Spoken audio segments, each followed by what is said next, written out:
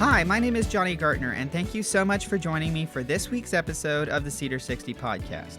At Cedar60, our mission is to engage with culture and politics from the distinctive lens of the gospel, and today I am excited to have Dr. Daniel DeWitt join me to discuss politics, worldview, and apologetics.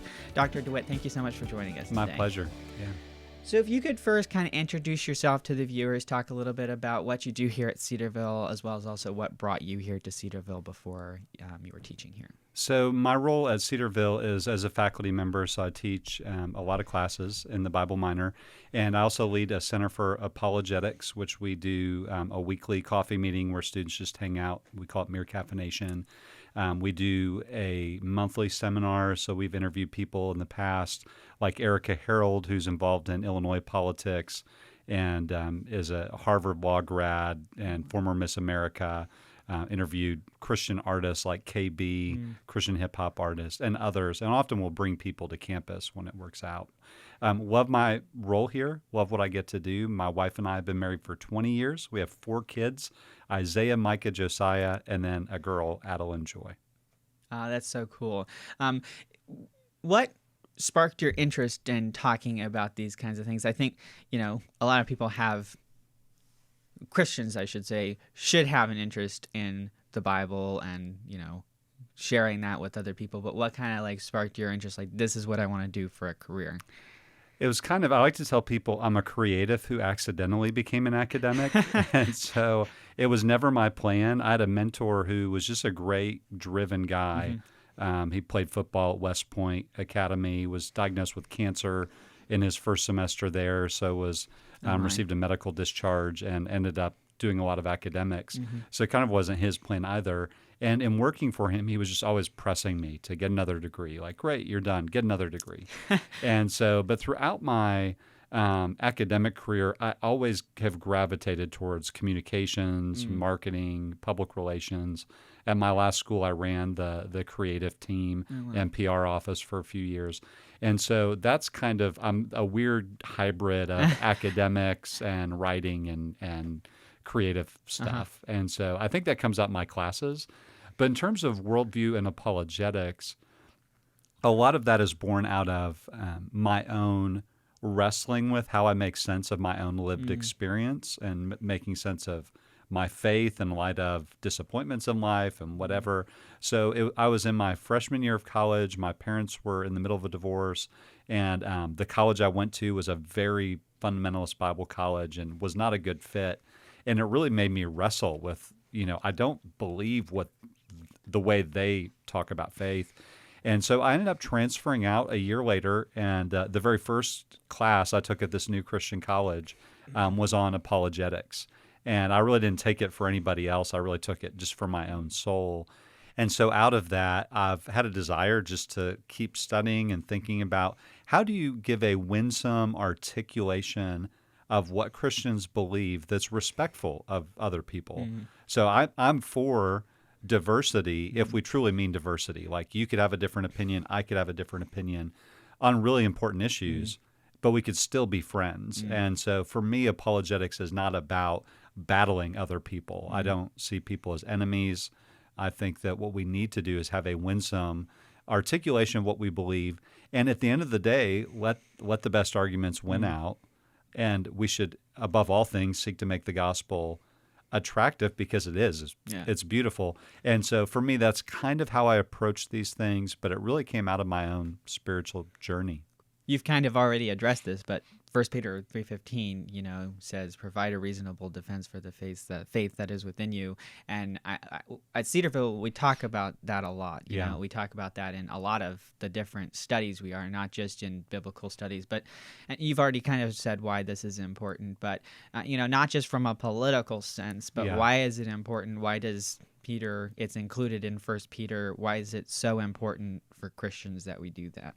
Yeah, I think for Peter, really the context there is kind of persecution. People are being asked. It's not, across a coffee table. It's probably more an interrogation. And so I think that's helpful to keep in mind in terms of the context that the first century Christians were facing. But in our day, we need to be ready to when someone says, "Why do you believe that?" The Greek word apologia is where we get the term apologetics from. And apologetics has been used in numerous disciplines. I mean, for example, when Socrates gave a defense for why he didn't believe in all the Greek gods, and they said, you're an atheist. And he, oddly enough, said, no, I actually only believe there's one God, which was so radical for his role as a Greek philosopher, because they believed in many gods.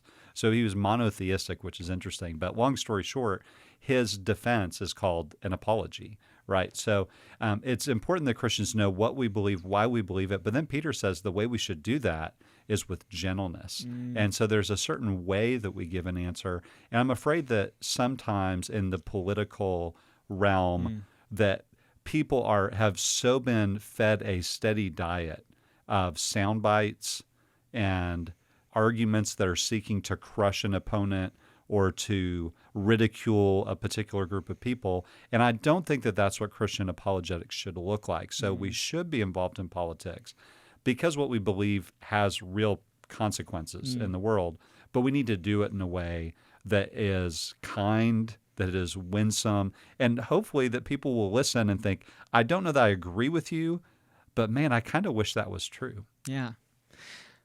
I think you have made a lot of really good points there, and I think politics of itself is kind of apologetics because you're, arguing from a conviction that you think that a certain policy is better for the country than another. But what undergirds Christian apologetics is this basic belief in a specific worldview. So if you could kind of talk about why it's important to have a foundation in the Bible, in the inherent truth of the Bible, so that when we go out into the world and we start having these apologetic conversations with people, we can do so in the winsome way you're talking about. Yeah, I think the one example, just think about the American history. And so our founding fathers said, we hold these truths to be self-evident, that all men are created equal.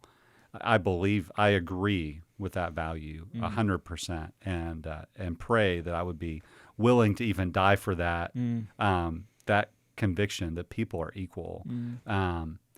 And they're endowed with certain rights, But the problem with framing it the way that some of our founders did is it really was an accommodation between this Judeo-Christian worldview that's influenced by a belief that God exists and that he's revealed himself, and it's an accommodation to deism, which is a belief that God exists, but he hasn't revealed himself. Yeah. And so if you're going to make an argument that could be acceptable to both, it would have to be something like, these are self-evident truths. Rather than they're revealed to us. And I think that there's a certain limitation to what we might call natural law arguments or arguments that would kind of arise out of human experience, is that we can differ in our perspectives. And probably the most self-evident thing about human history is our inequality. I mean, even among our founding fathers, the way they treated Native Americans, the way they treated African Americans, they demonstrated that it was actually not self-evident to them that we were created equal. And if you were to put that on a global scale, the statement that all men are created equal around the world, in some places that would be acceptable if you actually meant men. All men are created equal. So therefore, women could be excluded from that. Or if you go to places where there's a caste system, even if it's only informal, if it's not formally enforced, it would be laughable to say it's self-evident all people are created equal. And so my point with that would be this: if we really want to have staying power for certain human rights and human values, it takes a deeper foundation. And that's why if you read the sermon transcripts of Martin Luther King Jr., if you read the arguments of William Wilberforce, of course we have a school 4 miles from here, the first HBCU in North America, named after the great British abolitionist Wilberforce. If you read their strongest and most compelling arguments, they weren't saying this is self-evident. They were rooting their arguments in something transcendent, in something that God had revealed. They were rooting their arguments in Scripture. And I think that very fundamental way that we interact with each other, are you equal? Do you have worth? Do you have intrinsic worth? That needs a foundation strong enough that it could actually stand up to whatever the cultural questions are of the day.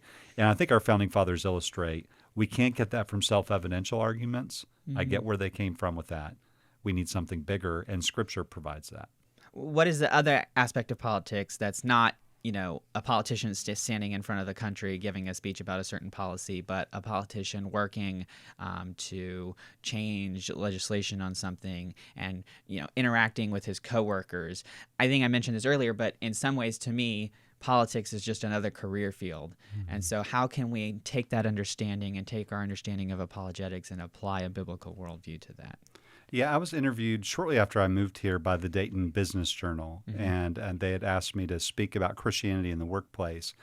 And I think the journalist I spoke with was a bit surprised when I said, I don't think that the Christian's goal should be evangelism in the workplace. And by that, I mean, I don't think that a Christian is honoring God by not doing what they're paid to do. Yeah. And so I think the best thing they could do is work really hard, be committed, show up early, stay late, be the most dependable person there, and let that be a form of their way of showing what they believe, how it's lived out. And I think politics would be similar to that we do all things with our hearts, a wholehearted commitment as unto the Lord, not just trying to please our supervisor who's watching us, but even when they're not watching, to be diligent.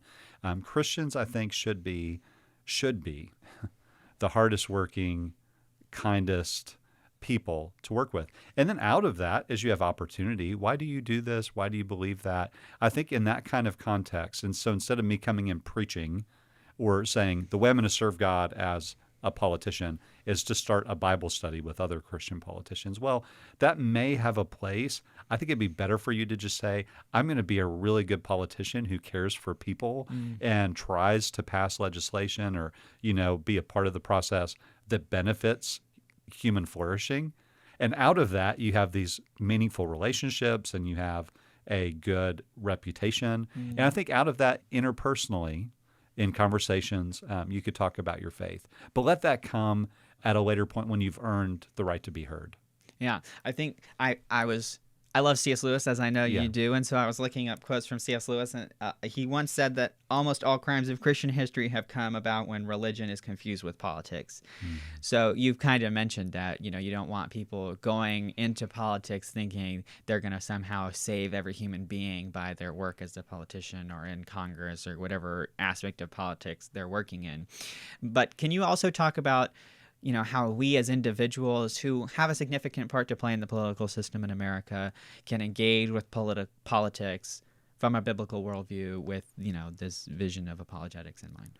Well, I would say a starting point would be, sometimes politicians will, even Christian conservative politicians will make their point by making fun of another group. And so to recognize our shared humanity, that no one wakes up and says, I want to espouse the stupidest ideology I could possibly find, right? So everybody has come to her beliefs or his beliefs through a journey, and they have what seems to them compelling reasons to hold it. And so I think to begin with, we're going to engage in a process that's going to require some level of polemics, of pointing out where we disagree. But I think that Christians should always be seeking to build bridges where we have shared values, even if it's across the aisle. And in a day that's so bifurcated, so divided, that's hard to do. But Christians should lead the way on that. And I think Christians should model what it really looks like to have diversity, to where we have ideological diversity and every other kind of diversity, not that's founded on compromise, but one that's actually founded on mutual care and respect. And so in that way, a Christian can try to advance values that they care deeply about. But I think that we just have to be cautious. At the end of the day, we want to point people to something that we think is beautiful and glorious and can actually fill this missing part of their soul. As Pascal said, there's a vacuum in the human heart. And so I think as we engage in that, to begin with our shared humanity and then to find ways, because at the end of the day, there is legislation that needs to be passed that's reflective of Christian values, but to do it in such a way that we're also reaching the people that we're passing in the hallways as we're trying to get this law passed. I think moderation is a scary word these days because people don't want to be called a moderate because they want to stand for something. But there's a difference between ideologically moderate and being moderate and how you interact with people and not attacking people. Is there any advice you would give our listeners in the day-to-day? I'm having a conversation with someone about why I believe what I believe that can make it easier and can kind of apply some of these things that you've been talking about. I think the biggest piece of advice I would give someone is be really kind and be really curious. And so if you sincerely care about others and you just want to know, like, people are fascinating. James Sire, who is a Christian philosopher, wrote this book called The Universe Next Door. And he was talking about your neighbor as this whole universe, right? And you could be separated in terms of what you believe by this massive chasm. I mean, they could believe something radically different than you, and you might think they're crazy and they think you're crazy. But how fascinating is it to explore an entire universe, right? So people are fascinating, what makes them tick. And if you're curious about them and you're interested in them, I think it's inevitable that they're going to be interested in you. And so sometimes when we go out so eager to share what we believe, we just want to talk. We're primarily committed to monologuing. And so be curious, really care about people. And then out of that, I think you get this dialogue. And a dialogue is where you have the most meaningful impact. And so for Christians, sometimes, even with politics, we think, how can I make this national or even international difference? And we miss the real opportunity to make a local difference. Yeah. And so Christians sometimes can get blinded by national politics, and they miss, like, actually voting for local politics. And I would apply that to your Christian witness. You could think, I want to make this massive impact for my faith. And I would encourage you, that may look like you talking to your barista, or you crossing the street to talk to your neighbor. So don't miss the big deal that's right in front of you because you're looking for something that's more national or international. Do you have any resources that you would suggest to kind of equip us as we prepare for this, books to read, and also in our quiet times and in our study of the Bible, like, what example does Jesus even provide about how to do that effectively? Oh, wow. So I'll give a book, and then I'll say something about, I think, Jesus's, one of the things that most affects me looking at the life of Jesus. So I mentioned James Sire, who's this author. He's passed away a couple of years ago. But his book, The Universe Next Door, is great. And so he asked 8 questions that you could ask people, and he describes them. And there are 8 questions to get at why they hold their view of the world. And so then he goes through 8 different worldviews and asks those questions. And James Sire was the kind of guy that regularly had coffee with people who were atheist, agnostic, Eastern religions, very different from him. And he had these really long-term friendships that modeled what I think is not only possible, but I think is necessary if we're going to really make an impact in an increasingly pluralistic society. What does it look like to live in this world, as Jesus said, to be in the world but not of it, so that we're able to offer something meaningful to people who aren't going to show up at our church or at our Bible study. Now, as it relates to Jesus had the strongest words of condemnation, not for what we would consider the pagans of the day, but for religious leaders. And so much of his criticism was hurled at people who claimed to know God, didn't care about others, and were primarily concerned about heaping burdens upon them, rather than giving this wonderful, glorious image of a God who is waiting to forgive them, as the story of the prodigal son. And so I would say, really immerse yourself in the way of Jesus as you read it in the Gospels, and ask yourself the question. This may sound cheesy, but it goes back to WWJD, the T-shirts and bracelets from back in the day. How would Jesus live in the world? And ask that of politics, ask that of being a faithful citizen, ask that of whatever your job is. And I think the more we ask that question, the more we're going to be driven to really love people like Jesus did. And if you look at the life of Jesus, people were drawn to him. And I think as we look more like Jesus, we're going to have those kind of opportunities as well. There's some aspects of childhood that have importance no matter how old you are in life. So I think we've talked about the fact that the public square is unique in that it has a very broad influence. But in some ways, it's no different than, any other aspect of life, where we're not called to proselytize necessarily, but we are called to reflect the gospel and the life of Jesus and how we interact with people. And so you've provided some really great insights in how to do that applicably, both in the public square, but also just as we engage with it as individuals. So thank you so much. Absolutely, my pleasure. For the last 60 seconds, if there's anything that we didn't cover or anything that you have on your heart, you are more than likely to go for that right now. Absolutely, yeah. Thank you for the opportunity to do this. I would say read Colossians 4. The Apostle Paul in the opening verses of that chapter says, be watchful in prayer, pray that we would have an open door for the word. So Paul's saying, pray that we would have an opportunity to speak about our convictions. And then he says to make the most of your time with outsiders. And I think that's such a really convicting thought.